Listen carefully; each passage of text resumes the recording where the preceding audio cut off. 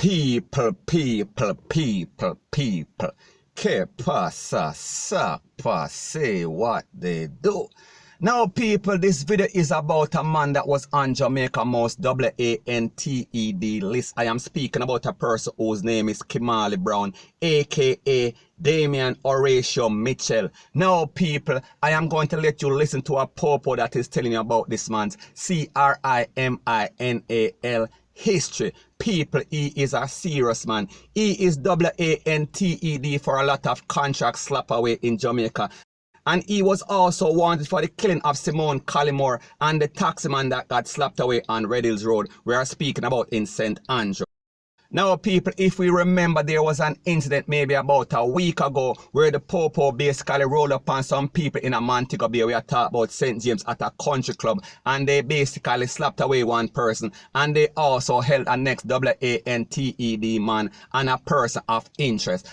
So, people, take a listen to what the popo has to say about this man, and then I'll give my piece. All right. Remember this guy in 2009, he first came to police notice. In 2009, he stabbed a man to death along the Elshire Road vicinity Petcom gas station in Britain. As he stabbed the man, DSP Francis, who was an inspector at the time, was passing from Sissoko with a woman sergeant named Gowdy, and they catch him red-handed and seize the knife. The victim died. Amin took the case. Amin was at St. Catherine homicide. 3 years after that, 2012, he got bail, so his passport was surrendered. That's 2012. In 2013, he shot 2 men at a fish fry along Passage Fort Drive, the 23rd of October. It was a Saturday night, and I went to the scene, dealt with the case. A policeman named Ralston Parchment, who them charging at the Elshire robbery, opened fire on him as he approached his car. So he left the rental car, which belonged to Amos' daughter, SSP Amos. We seized the car and carried come MIT. Amos took his daughter and she gave a nice statement and showed us the photo of the man who rent the car from her. By this, he had taken out a new passport in the name Damian Horatio Mitchell and a driver's license, because the passport was surrendered, the Kimali Brown passport. So we put out a stop order and they take him off a plane in January 2014 going to Curacao.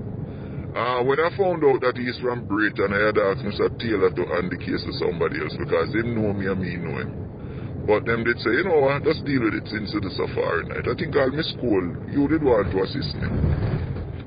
Anyway, me did deal with it. And him spent 2 years, and in September 2016, the judge gave him the benefit of the doubt, saying that at a no-case submission upheld, saying he had for a man, see a man 80 feet away and come point him out on parade, as if to suggest that we show the witness the photo. In October, just a month after that, he was involved in the double killing where Collymore paid, the American paid to kill his wife. And his wife was killed in Upper St. Andrew along with the driver, taximan. Only as that case. 5 persons are charged, but he was never held. Right? Kimali Brown O.C. Jimbo, otherwise called Damian Horatio Mitchell. He was also involved in a shooting a month ago where a taximan was killed, a security guard was killed in Stony Hill. Police, quick on the scene, gave chase to his motor car. He fled, left the car and the gun. The gun matched the killing in the Collymore double, as also the killing of the security guard. So he was still on the run. So his luck ran out. Our great Brooks, that was at Spanish Town, Detective Inspector Marvin Brooks and a team, because he's now in Montego Bay, went in search of him. I guess his gun stuck, because he pointed but no shots came out and he was mortally wounded. Praise be to God.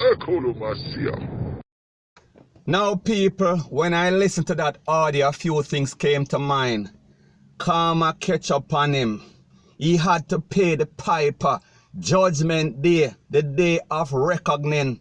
The long run shortcut syndrome. Him luck run out.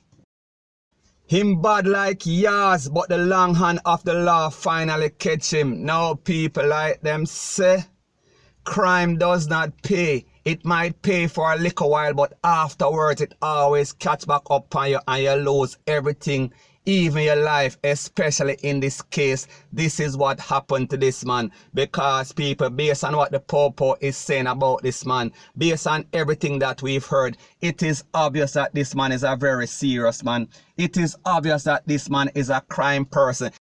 So the point that I am trying to make is that it is quite obvious and evident that this man has no regards for life or law, point blank and period.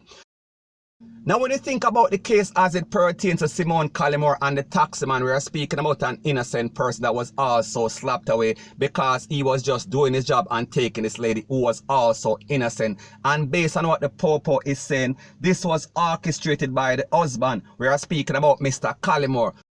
So people, like me say, as it pertains to Mr. Collymore, we have to ask the question, where did he meet these people? Because we see that these persons are some serious people. They are actually contract KILLERS. So it just shows you that you cannot judge what you see. You cannot judge a book by the cover. You have to basically know the person hard, because we see that he is linking up, or he was linking up with some very evilous people, point blank and period. So anyways, people, that is my views on the whole thing as it pertains to that. And like me say, it is just my views and opinion. It is not the gospel. Your views and opinion can be respectfully different from mine, but let me know what you think in the comment section. Bless up. Now people, before I move to the next part of my video, please subscribe to my next channel. It is called Jamaica Dancehall Source. One word, don't put no space between the words. Jamaica Dancehall Source. Now the next thing that is popping in the news is that we see that a Popo was charged for a missing fire piece. We are speaking about a fire piece that was actually found in his house. Now this man was offered $400,000 bail in the St. Catherine Parish Court the other day, and his name is Constable Adijani McBean, and he is assigned to the operation branch of the JCF. Now people, when we talk about the operation branch, we are speaking about the special Popo that go on some very secret operation. We are talking about if we go look for some ANTED men, rete, lele, blue, blah, bling. So the point that I am trying to make is that he has access to places where these fire pieces are kept. So people, we have to also wonder who vet these people, who interview these people before they give them certain job where they have access to certain things. People, something is definitely wrong in this case. Point blank and period. Now, based on the reports, it is said that he was charged after a ruling by the DPP. We are speaking about the Director of Public Prosecution. After the JCF submitted a file to the DPP following a probe or an investigation into the disappearance of this firearm and a magazine containing 4 can. We are speaking about of the 9mm type. So people, we are speaking about some serious equipment.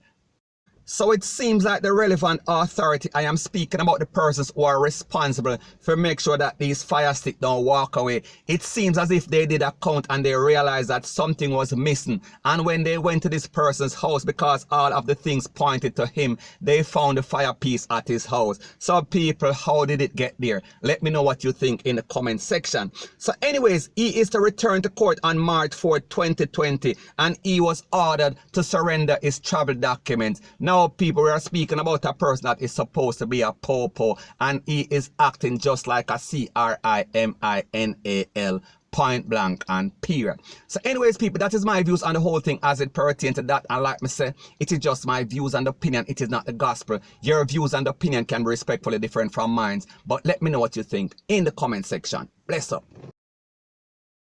Now people, it seems like 2020 is off and running just like 2019, because people, the other day I am speaking about yesterday, 3 persons got conned up and 2 got slapped away by some GUNMEN on Chancery Street in St. Andrew. And when we speak about Chancery Street, we are speaking about in Meadowbrook, we are speaking about close to Price Right Supermarket. So therefore, if anybody knows this place, that is where I am speaking about.